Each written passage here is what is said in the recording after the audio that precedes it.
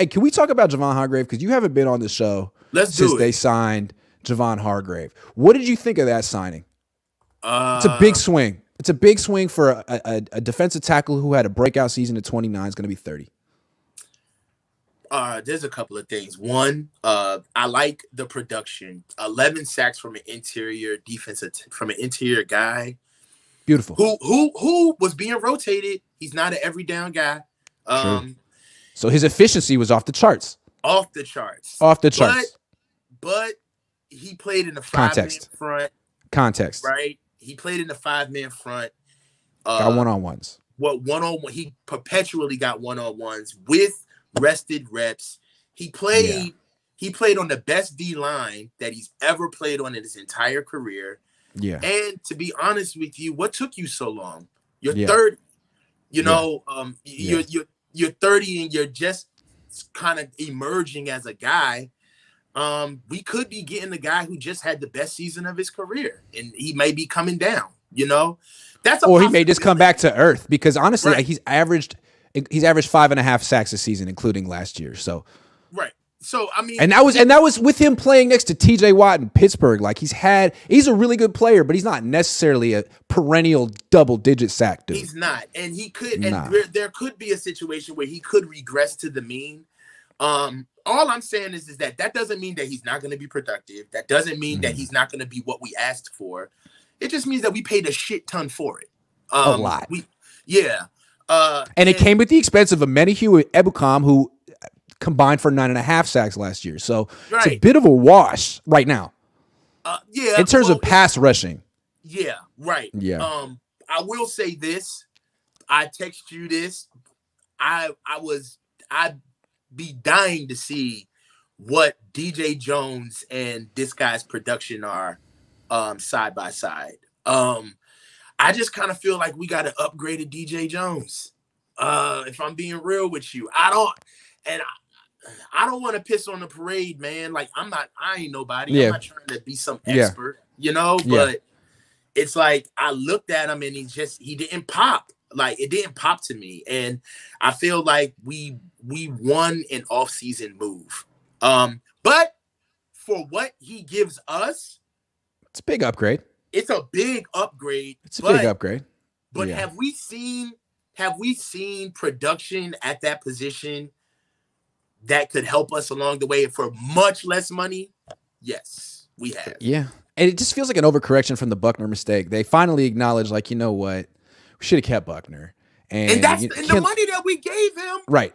It's exactly the same. And it's like we can't keep waiting on Kinlaw. We gotta go. So you know what? Let's get the best D tackle available. And I feel like what they do is they fall in love with players who play well against them. Kyle in particular. Yeah.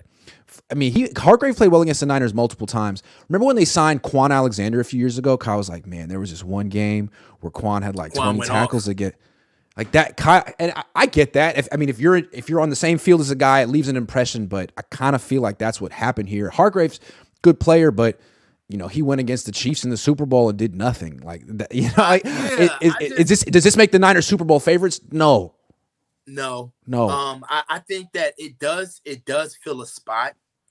We like if we're gonna talk about like what it does. Like, forget all of the what we feel bullshit. Like, if we're going to talk about what he does, okay?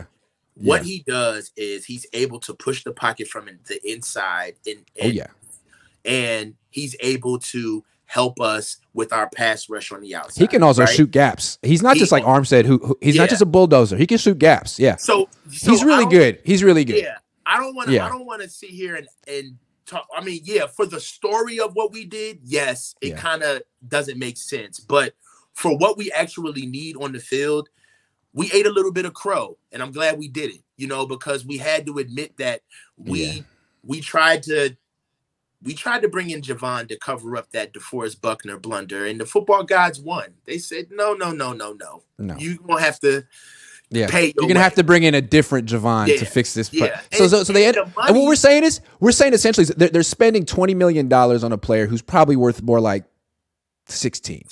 Okay, so and that's what you do in free agency, right? You splurge, you overpay. And to be honest, he's really worth the 16, maybe 15. But for who was available at the moment, the price tag warranted what we had to pay. Right. Also, the first 2 years are cheap against the cap because of the signing bonus. He gets expensive down the line when he won't have guaranteed money. So the Niners have protected him a bit, protected themselves a bit. Better to have him than not to have him. I just want keep an eye on Amenahue, man, because that's a guy who didn't get a lot of snaps. He was also very efficient in his pass rushing opportunities, and now he's going to Kansas City where he's going to have a lead all the time. He's going to get more playing time. I have a feeling he's going to go off. There's going to be a lot of guys that are going to. I'm looking at Azeez over in Tennessee. I'm keeping my eyes on Jimmy in Texas. There's a lot of our guys that kind of sprinkled around the league that I'm anxious to see if they, get better or hold the same type of success or production that they did with us. So Mike McGlinchey over in Denver. Everyone's luck. All right. Everybody's going to be watching Mike Denver. Oh, yeah. Let's take a couple super chats and then we'll finish it up. Moonman says Grant's top 3 guests are Pops, Coach, and Jesse, Mr. Media. Thank you, Mr. sir. Media? Thank Who's you. Mr. Media? Tony says Kalia Davis and D-Jack need to be a major depth piece on the D-line year 2. Love the show, Grant. Coach always got the beard fresh and the cut fresh.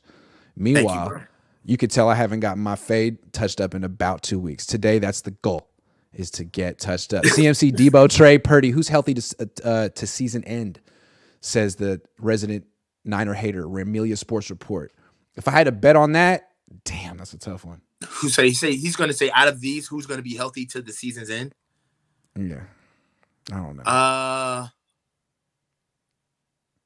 Brock. Like, who's most likely? Who's like Brock? Brock. Yeah, because Brock gets to like waltz in week. He's starting in late. Yeah.